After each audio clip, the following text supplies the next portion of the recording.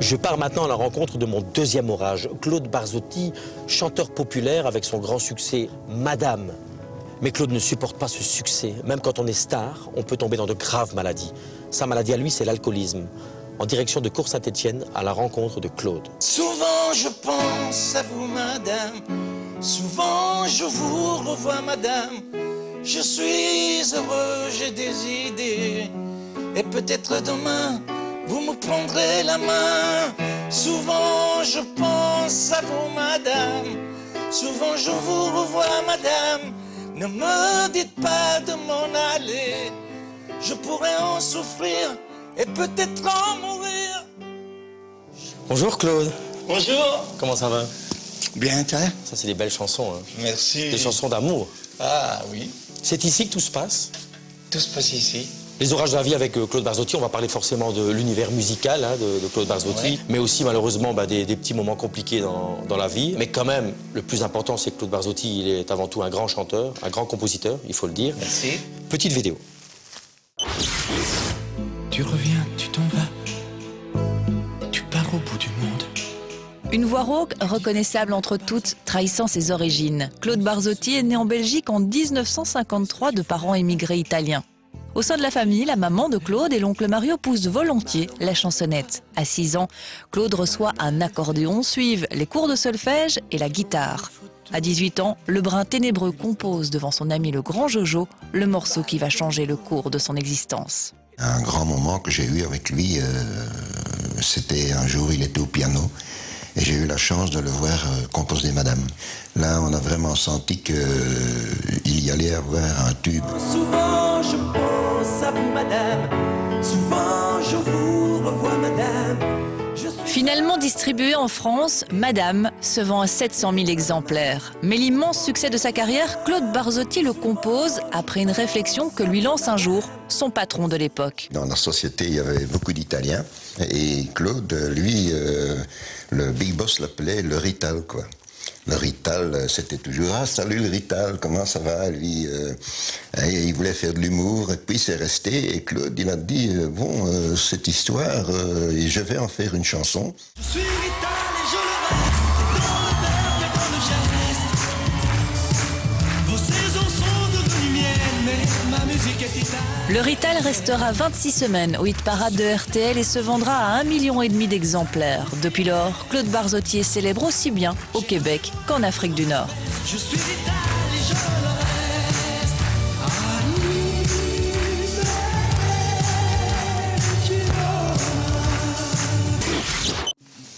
Génial. C'est des souvenirs, ça. Oui, c'est des très bons souvenirs. J'ai une petite anecdote assez drôle sur Madame. Oui. En fait, tu l'écris quand tu as 20 ans. J'avais 20 ans. Ouais. Tu la sors Oui. en 73, c'est ça? 74. 74. Elle passe à côté. Inaperçu, complètement. On avait fait 2000 disques avec la France. Donc ça ressort quelques années après. Et c'est ressorti en 83. 83. Et on en a vendu 700 000. 700 000 exemplaires. Oui.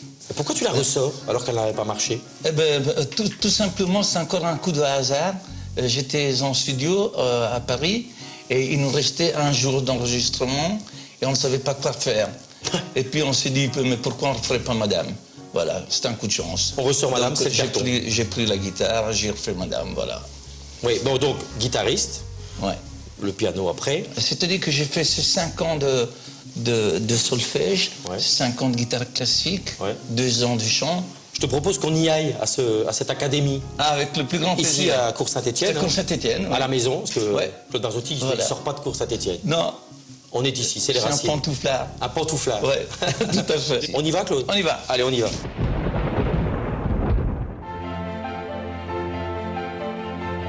Claude, t'as jamais voulu partir d'ici? Non, c'est con, hein. Bah, je sais pas si c'est con, mais... Parce que c'est un petit village, je vais pas dire que c'est bête, parce que je vais attraper tous les gens à dos, mais il y a rien, quoi. Mais tu sais, on se crée des habitudes et puis on n'a plus envie de partir. Les quelques amis que j'ai, ben, tu sais, ils se trouvent ici. T'es un mec simple, en fait. Ouais. Ah oui, moi je suis resté un paysan. Hein.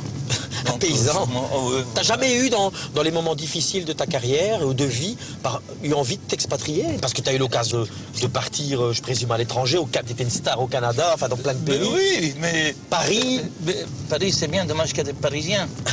Et en fait, malgré tous tes problèmes, c'était ici que tu avais l'impression que tu pouvais régler tes problèmes ici. J'ai jamais dit que je pouvais régler les problèmes ici parce que c'est des problèmes qui sont très difficiles à régler. Ouais. Parce que en fait, c'est une maladie. Hein. C'est quoi ta maladie? La maladie, moi, ça a été l'alcool. Hein. L'alcool, l'orage de Claude Barzotti, alors que pourtant il n'y avait jamais touché avant de chanter. Un monde de la musique qu'il a mieux appréhendé ici, à l'Académie de Cours Saint-Étienne. Claude, voilà l'Académie. C'était l'endroit où Claude Barzotti a appris à faire de la musique. Ouais. C'était des bons moments. Sauf, qu'il y avait Madame Bassine, c'est ça?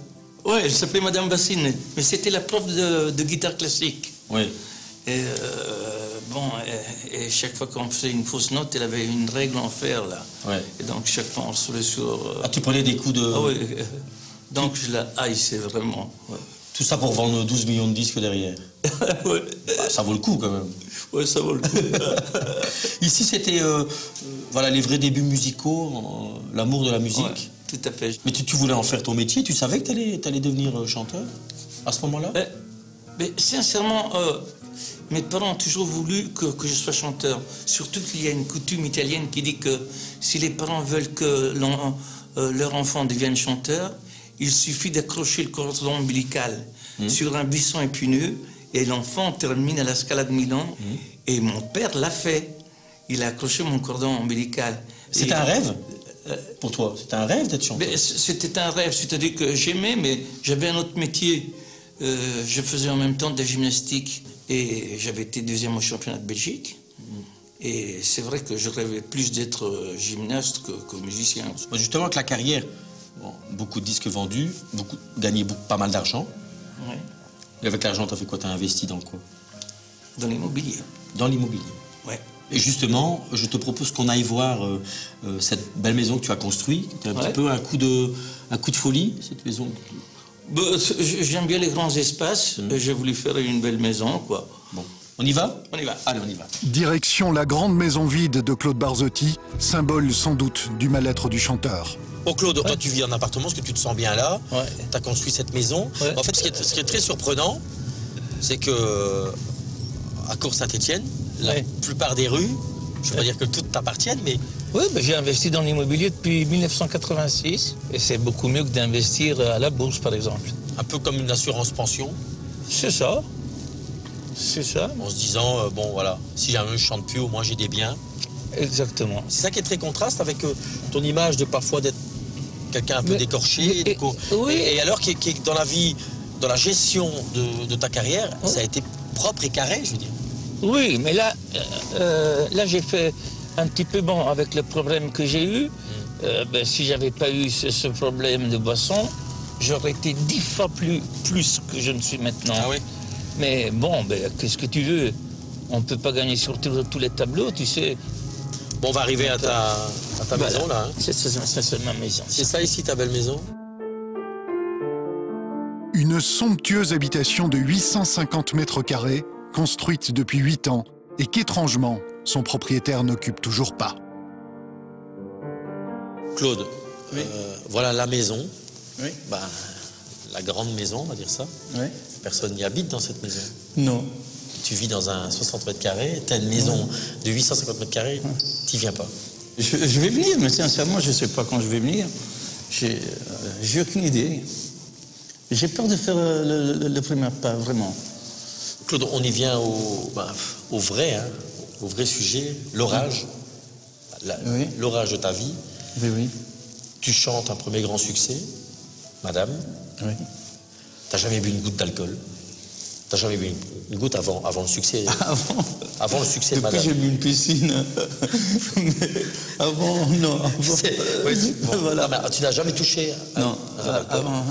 J'ai bu mon premier verre d'alcool à 33 ans. T'as commencé à boire à quel rythme? Tu sais, j'ai commencé par après un petit verre, puisque avec un petit verre, dans le temps, j'étais plein.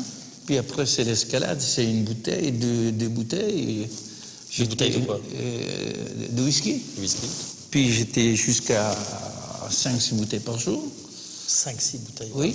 Et puis, comme toutes les maladies, il y a des cures. Ouais. T'en as fait des cures? Oui, beaucoup. Ouais. Beaucoup, j'en ai fait des cures. Et ça a servi à quelque chose?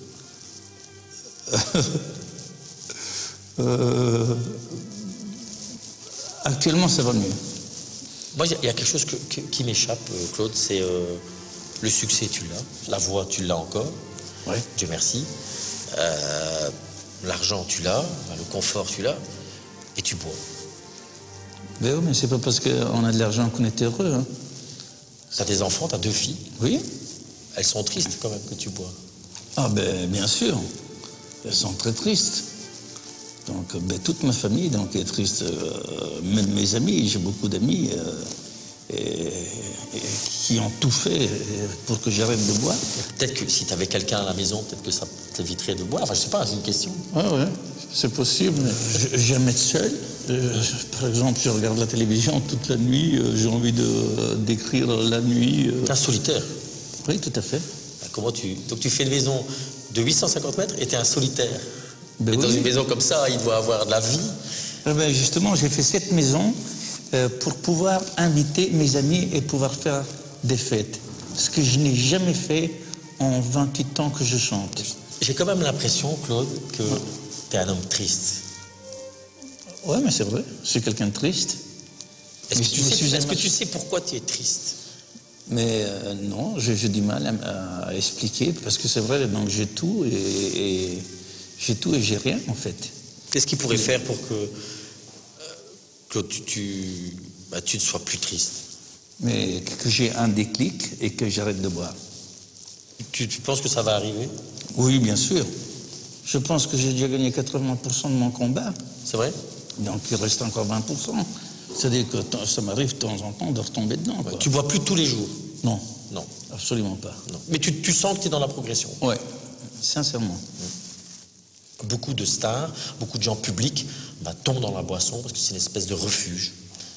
Oui. C'est un refuge? Tout à fait. Petite vidéo pour explication pour nos téléspectateurs.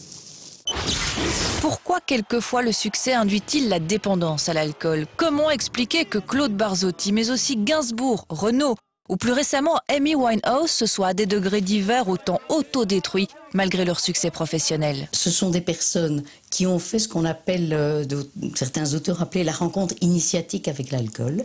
Ils étaient dans un tel état, on pourrait dire d'euphorie, de bonheur, d'excitation, mais presque trop, au point qu'ils ne pouvaient pas le supporter. Et donc, ils ont réalisé qu'en prenant de l'alcool, ça les calmait, et dans un premier temps, ça les mettait dans un certain confort. On vous offre le soleil de l'Italie avec Claude Barzotti, mais quel amour! Il y a des amours qui pleurent, il y a des amours qui chantent. Mais ce confort, finalement, se retourne contre eux, parce qu'il faut toujours en reprendre et toujours plus.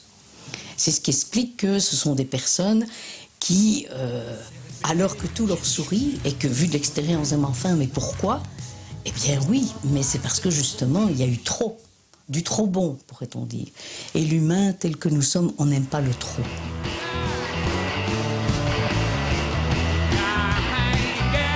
L'alcoolisme est un fléau qui, bien au-delà des stars du rock, touche environ 10% de la population. Les spécialistes s'accordent à dire qu'en sortir passe par un changement de mode de vie.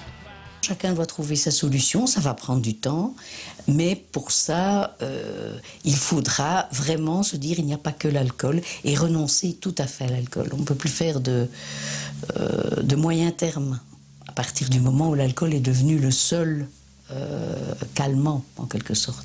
Et donc ça peut être retrouver en soi des possibilités de se calmer autrement, comme vous dites très justement, le sport, ça peut être un investissement ailleurs, organiser son temps autrement avec plus de temps de pause, de relaxation, de contact, mais aussi repérer et travailler sur toutes les émotions et les reconnaître à l'intérieur de soi pour savoir qu'est-ce qui est le plus excitant et le plus difficile à supporter.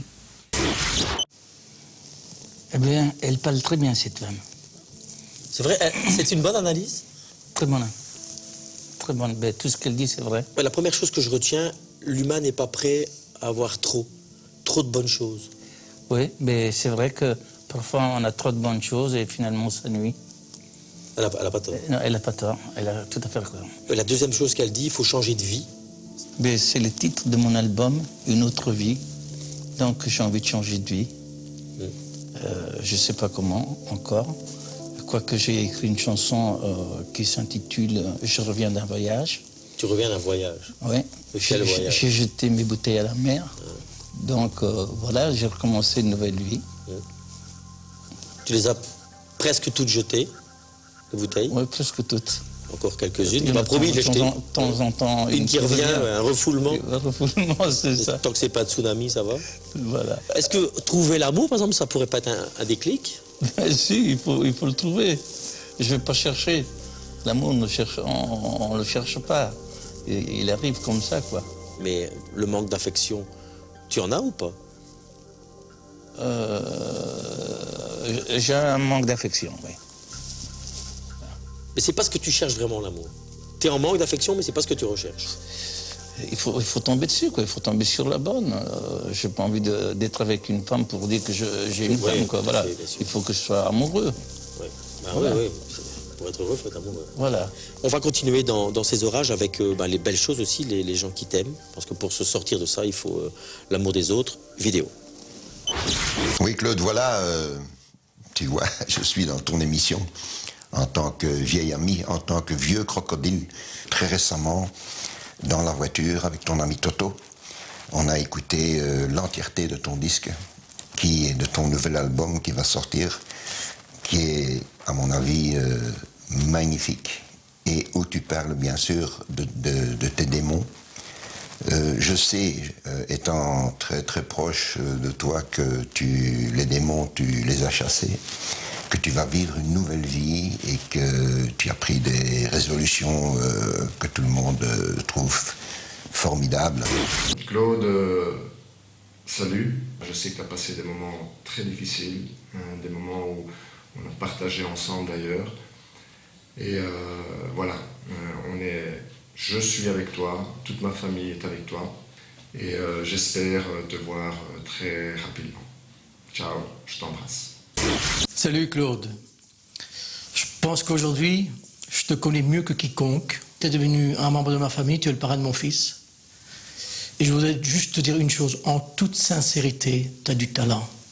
Mais tu as du talent à revendre. Je t'adore, je t'embrasse. Tu peux toujours compter sur moi. Ciao, Claude. On sent aussi que tes amis souffrent de ta situation. Enfin, oui. Je le ressens, non? Oui. Est-ce que tu penses aussi que justement la perte de gens que tu aimais a fait que tu as sombré un peu plus dans l'alcool? Oui, bien sûr. Oui, bon, j'ai eu mes parents, j'ai perdu donc mon père en 2000, ma mère en 2004. Donc, oui, j'ai eu pas mal de grands amis qui sont décédés à l'âge un de 30 ans, un de 49 ans, bien sûr. Ça n'aide pas.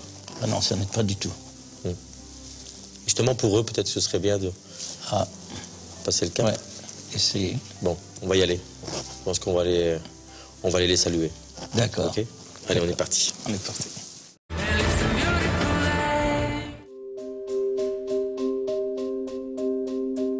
Un aspect qui est un peu surprenant, on a beaucoup parlé de ta solitude. Oui. Et ce qui est complètement contradictoire, c'est que tu aides tout le monde. Une solidarité monstrueuse, ordre permanent, financier, beaucoup de gens, des proches à toi, de la famille. On m'a même dit que tu donnais de l'argent aussi à des gens qui sont pas forcément de ta famille, des gens, tu as aidé des gens. J'ai aidé beaucoup de gens, ouais, j'ai aidé beaucoup de gens. Mais tu sais, l'argent, tu sais, à un certain moment, tu sais, manger un steak 2 par jour, hein, tu sais pas manger plus. Hein. Donc si tu peux aider quelqu'un, bon. Mais pourquoi tu as ce besoin d'aider les autres, absolument? Je sais pas, j'ai toujours été comme ça. Petit garçon, tu étais comme ça aussi? Oui, toujours. Je me souviens qu'on était très très pauvres et lorsqu'on allait à l'école, donc j'achetais déjà des coca à des copains alors qu'on n'avait pas une thune, quoi. Alors que tu n'avais pas une thune. Quand tu étais milieu familial à la maison où il n'y avait pas d'argent? Ben non, on était très pauvres. Papa et maman, ils faisaient quoi? Papa, donc, il a travaillé à la mine. Ouais. Et puis après, il a travaillé ici à l'usine Émile Henrico. Et maman? Elle travaille aussi à l'usine Émile Henrico. Ouais, donc vous étiez vraiment des fils ouvriers. Mon père a toujours travaillé double journée. Et il m'a toujours aidé dans la musique. Donc en m'achetant un accordéon à 6 ans, une guitare à 8 ans, une sonorisation qui coûtait, c'était 100 ou 150 000 francs. Mais, ils n'avaient pas un franc en plus. Ben non, ils n'avaient pas un centime. Ils mettaient tout leur argent pour moi. Donc ils croyaient en moi à fond. Et c'est vrai que j'ai eu beaucoup de mal quand ils sont partis. Et je leur ai fait aussi un petit peu à l'italienne, quoi. Une chapelle.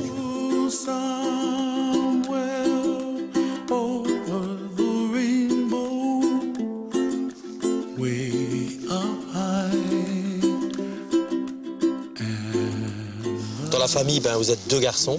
Oui. Il y a Claude et il y a Alex. On a demandé à Alex d'être présent. Oui. Aujourd'hui parce qu'il a fait le déplacement de Milan. Eh oui. Bonjour Alex. Cette famille qui malheureusement est plus là, hein. Papa et maman sont plus là, la maladie. Vous êtes préparés au départ de papa et maman? Mon père, pas du tout. Pas du tout. Ma mère, bien, puisque ça faisait 10 ans qu'il était très malade. Mon père, par contre, s'est arrivé comme ça. On ne s'attendait pas. Ça n'a pas aidé, faut le dire, Claude. Ça n'a pas aidé pas du tout. Mais on a eu de la chance d'avoir de très bons parents qui nous ont appris quand même quelque chose de positif. Et comme famille, on a toujours été une très bonne famille. Donc c'est vrai qu'on se voit plus souvent et tout, mais c'est parce qu'on avait d'abord une très bonne famille. Ouais. Vous venez parfois à 2 ici, ça vous arrive? La première chose, quand tu viens me chercher à l'aéroport, la première chose qu'on fait, c'est de passer chez nos parents. Oui, vous avez... C'est pas très drôle ce que je dis, mais donc, si j'ai bien compris, votre place sera avec eux plus tard? Moi, ce qui me concerne, mais les autres, ils font ce qu'ils veulent. Ouais. Ah, c'est toi qui as nettoyé? Oui, mais j'avais nettoyé avant-hier quand je te l'ai dit.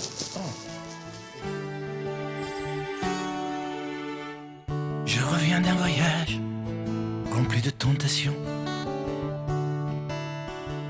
Et d'angoisse et de larmes et d'hallucinations. Je reviens d'un voyage en plein cœur du désert. Claude, c'est l'un des morceaux du nouvel album. Oui. Je reviens d'un long voyage.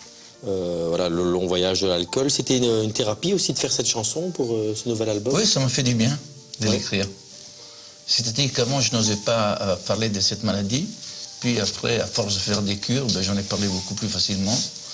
Et j'ai écrit cette chanson et maintenant, je suis content de la chanter sur scène.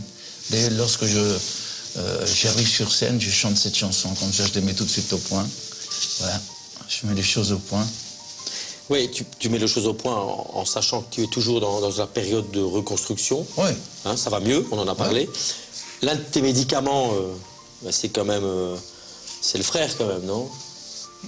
C'est un bon médicament, non? C'est un bon médicament, oui. C'est l'un de tes médicaments. Oui. Parce qu'il paraît que tu as fait les alcooliques anonymes, tu as suivi toute la J'ai été donc pour voir pourquoi ce qu'ils faisaient ça, donc moi je tombais du ciel. Hein. T'es inscrit? Donc je me suis inscrit donc à Milan, donc aux anonymes alcooliques. Et pendant 6 mois, j'ai suivi donc du côté des parents pour voir comment est-ce qu'il fallait suivre ces gens, donc parce que c'est une maladie toute compte fait. Et pour savoir comment il faut les suivre, j'étais pendant 6 mois. Tu savais, toi? Tu savais ça? Non. Non, je l'ai appris quelques années après. Tes proches, ils sont quand même hyper inquiets sur ta santé, puisque les médecins disent c'est un miracle que Barzotti est encore en vie. Tu te rends compte de ça? Est-ce que... Ouais. Mais je fais le maximum. Hein. Faut pas croire que je... Je dis pas. Ah, je fais le maximum, mais parfois c'est plus fort que soi. C'est quoi être plus fort que soi? C'était qu'on a vraiment envie, tu sais, tu as des crampes d'estomac, tu as envie de consommer, quoi. Voilà. Moi, je sais une chose, c'est que je suis très loin de lui, je ne sais pas toujours être tout près de lui, mais on a de la chance, une grande chance d'avoir un très très grand ami, Carlo. C'est vraiment la personne qu'on doit remercier. Personne exceptionnelle. On va appeler Carlo parce que j'aimerais bien qu'avec lui... Carlo, viens. Carlo, viens ici, Carlo. C'est lui le docteur, c'est l'un des docteurs. C'est lui qui m'apporte à boire. Carlo, il a arrêté son métier, en partie, ses métiers, pour s'occuper de Claude. Oui, mais j'étais en fin de carrière et puis j'avais bien le temps de m'occuper de lui. Et je dois dire que depuis que je suis avec lui, j'essaie aussi bien que mal, qui ne boive plus, mais c'est pas toujours évident. Ça va mieux? Ça va quand même beaucoup mieux.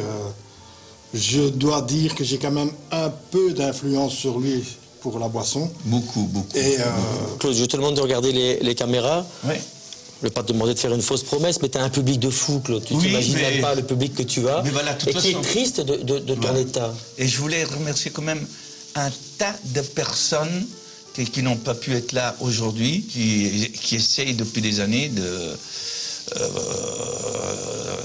que je puisse m'en sortir. Bon, voilà, je voulais les remercier. Et puis, je remercie surtout mon public de comprendre et d'être là toujours à mes spectacles, d'être présent. Parce qu'ils sont toujours là. Voilà. Même quand je ne suis pas là, ils sont là. Allez, rien que pour le public, ton grand succès, on termine. Souvent je pense à vous, madame. Souvent je vous revois, madame. Je suis heureux, j'ai des idées. Et peut-être demain, vous me prendrez la main. Souvent je pense à vous, madame. Souvent je vous revois, madame. Ne me dites pas de m'en aller. Je pourrais en souffrir et peut-être en mourir. Et peut-être